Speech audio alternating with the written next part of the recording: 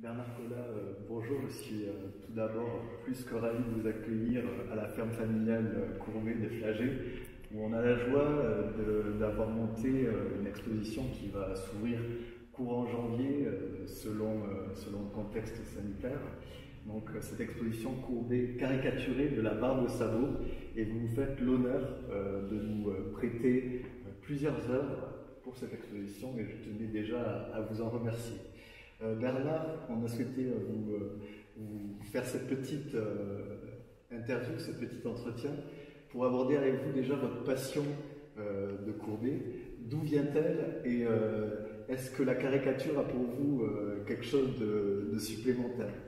Alors, on vous remercie aussi de nous avoir accepté pour faire cette exposition, parce que ça va totalement dans l'objectif avec mon épouse, Marie, de cette passion pour Courbet, à savoir qu'un collectionneur, nous sommes collectionneurs de tout ce qui tourne autour de Gustave Courbet, eh bien, c'est pas seulement pour, on va dire, collationner tout ce qui concerne Courbet, mais aussi le faire partager.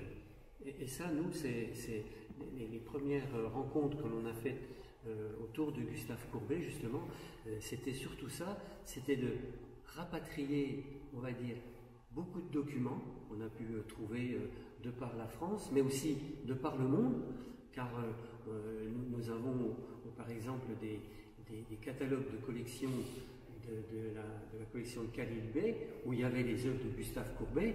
Je les ai retrouvés en Argentine, par exemple, vous voyez, et d'autres documents que vous avez ici sur le réalisme, qui vient des États-Unis. Donc, et tout ça, on a voulu rattraper tout ça autour d'Ornans, puisque nous habitons pas loin d'Ornans, et donc pour que ça reste, on va dire, dans le giron franc-comtois et le giron de la patrie de Gustave Courbet. Donc là, une passion et un désir de transmission aussi qui est le vôtre. Bien sûr, de tout garder ici. Et puis, alors, si je vous parle comment c'est arrivé, cette passion, ça demanderait aussi beaucoup de temps. Je vais vous raconter, je vais essayer d'être assez bref, comment c'est arrivé. On était en vacances dans le sud de la France avec mon épouse, et puis nous sommes rentrés dans une galerie d'art où il y avait des tableaux. Alors nous, il y avait des tableaux de maîtres, donc qu'on connaissait, hein, les grands maîtres de Manet, Monet, mais quand on est arrivé devant un tableau de Gustave Courbet, avec mon épouse, on s'est demandé si c'était vrai ou si c'était... Parce qu'on n'avait pas l'habitude d'aller dans des galeries. Bon, on pensait que toutes les œuvres étaient répertoriées, bien cataloguées, dans des musées.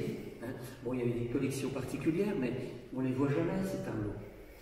Et donc, on a pu faire effectivement l'acquisition d'un tableau. C'est d'ailleurs mon épouse qui a enclenché, on va dire, tout le système autour de Courbet, parce qu'elle m'a dit, en voyant ce tableau, je m'excuse du terme, je m'en fous. Je l'achète, je fais un prêt, mais je l'achète. Alors je suis tombé un peu des nues parce qu'on fait un prêt pour acheter une maison, on fait un prêt pour acheter une voiture, hein, pour acheter un appartement, mais acheter un tableau, on va dire à crédit, sur un prêt, c'est pas courant. Et donc voilà comment l'affaire a commencé. Et puis moi, comme je suis un passionné, lorsque je m'empare de quelque chose, d'un sujet particulier, je vais jusqu'au bout. Donc, à partir de ce tableau, les visites ont commencé. Il y a eu en même temps la grande exposition à Paris. Et là, ça a continué l'emballement autour de Courbet, puisqu'on a commencé à acheter des photographies, des documents, donc notamment le fameux le livre de Charles Léger, qui retrace bien toutes les caricatures de l'époque de Gustave Courbet.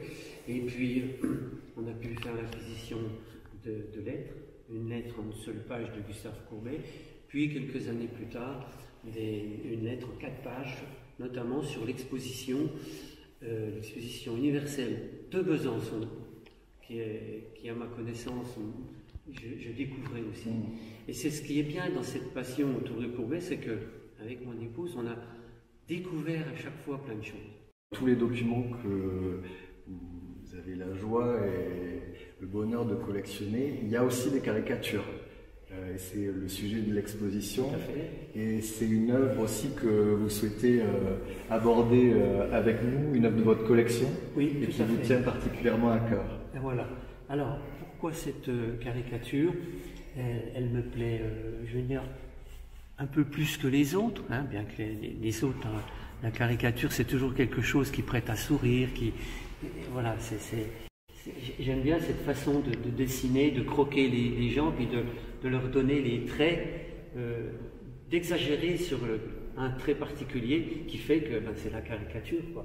Alors, cette caricature donc de Gilles sur le journal L'Éclipse, c'est ce qu'on appelle un tirage de tête.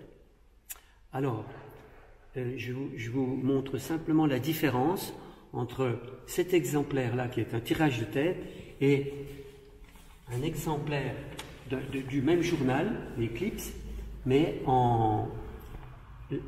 je veux dire, une fois que les milliers d'exemplaires ont été tirés. Je pense que vous voyez la différence, notamment au niveau de l'impression de la couleur. Et donc, une fois que les presses étaient en route, les premiers exemplaires, c'était les plus beaux qualitativement, au niveau de l'impression et au niveau du papier aussi. Et donc après eh bien, les couleurs passent et les journaux, on va dire, sont un peu moins jolis. Alors là, on dirait presque une œuvre, une aquarelle pastelisée, tellement c'est beau. Et si on passe le doigt sur les couleurs, on s'aperçoit même que c'est en relief. C'est ça qui est extraordinaire.